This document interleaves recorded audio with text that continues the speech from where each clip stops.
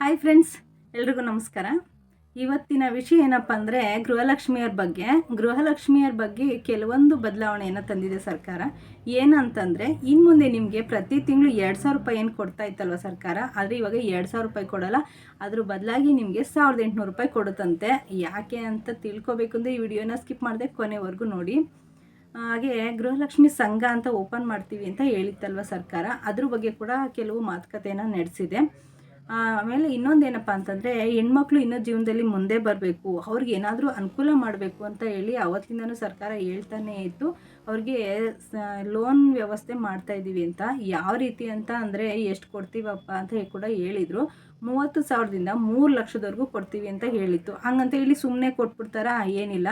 ಅಂದರೆ ಬೇರೆ ನೀವು ಲೋನ್ ತೊಗೊಳ್ಬೇಕಾದ್ರೆ ಅದನ್ನು ತೊಗೊಂಬನ್ನಿ, ಇದನ್ನು ತೊಗೊಂಬನ್ನಿ, ಪ್ರೂಫ್ ತೊಗೊಂಬನ್ನಿ ಅಂತ ಎಲ್ಲ ಕೇಳಿ ಆನಂತರ ಕೊಡ್ತಿದ್ರಲ್ವ. ಆದರೆ ಇದಕ್ಕೆ ಯಾವುದೇ ಪ್ರೂಫ್ ಬೇಡ, ಯಾವುದೇ ಪ್ರೂಫೇನು ನಾವು ಕೇಳೋದಿಲ್ಲ.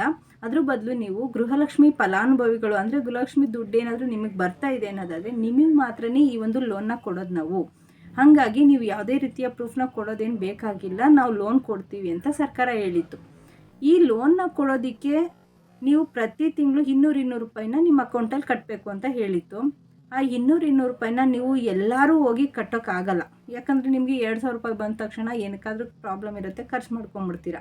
ಅದಕ್ಕೋಸ್ಕರವಾಗಿ ಸರ್ಕಾರ ಏನು ಮಾಡ್ತಿದೆ ಅಂತಂದರೆ ಪ್ರತಿ ತಿಂಗಳು ನೀವು ಬಂದು 200 ರೂಪಾಯಿ ಕಟ್ಟೋದು ಬೇಡ, ನಾವು ಪ್ರತಿ ತಿಂಗಳು ನಿಮಗೆ 2,000 ಏನು ಕೊಡ್ತೀವಿ, ಆ 2,000ದಲ್ಲಿ 1,800 ರೂಪಾಯಿನ ಕೊಡ್ತೀವಿ. 200 ರೂಪಾಯಿನ ನಾವೇ ಕಟ್ ಮಾಡ್ಕೊಂಬಿಡ್ತೀವಿ. ಅದು ನಿಮ್ಮ ಲೆಕ್ಕದಲ್ಲಿ ನಿಮ್ಮ ಅಕೌಂಟಲ್ಲೇ ಇರುತ್ತೆ. ಸೊ ಹಂಗಾಗಿ ನೀವು ಯಾವುದೇ ರೀತಿಯ ದುಡ್ಡನ್ನ ಕಟ್ಟಬೇಕಾಗಿಲ್ಲ ಅಂತ ಹೇಳ್ತಾ ಇದೆ. ಗೃಹಲಕ್ಷ್ಮಿ ಸಂಘಕ್ಕೆ ಸೇರ್ಕೋಬೇಕು ಅಂತಂದರೆ ನೀವು ಫಸ್ಟು ಸದಸ್ಯತ್ವ ಸುಂಕ ಅಂತೇಳಿ 1,200 ರೂಪಾಯಿನ ಕಟ್ಟಬೇಕಾಗುತ್ತೆ.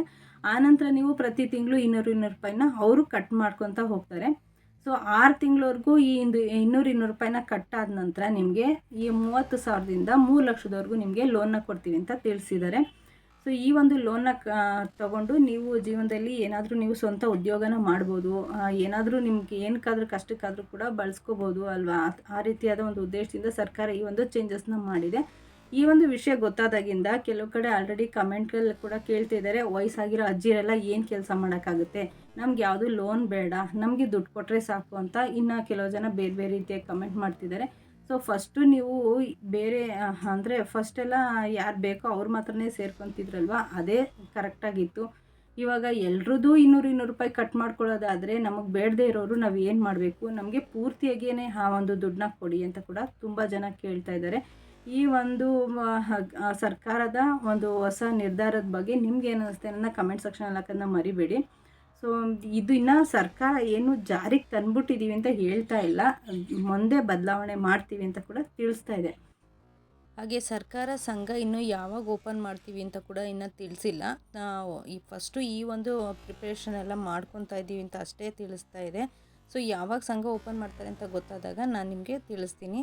ಸೊ ಈ ಒಂದು ವಿಡಿಯೋ ಬಗ್ಗೆ ಅಂದರೆ ಗೃಹಲಕ್ಷ್ಮಿ ದುಡ್ಡಿನ 200 ರೂಪಾಯಿ ಕಟ್ ಮಾಡ್ಕೊಂಡು 1,800 ಕೊಡ್ತೀವಿ ಅಂತ ಹೇಳ್ತಾ ಇದ್ದಾರಲ್ಲ, ಇದ್ರ ಬಗ್ಗೆ ನಿಮ್ಗೆ ಏನು ಅನ್ನಿಸ್ತು ಅನ್ನೋದನ್ನ ಕಮೆಂಟಲ್ಲಿ ಹಾಕೋದನ್ನ ಮರಿಬೇಡಿ. Thank you.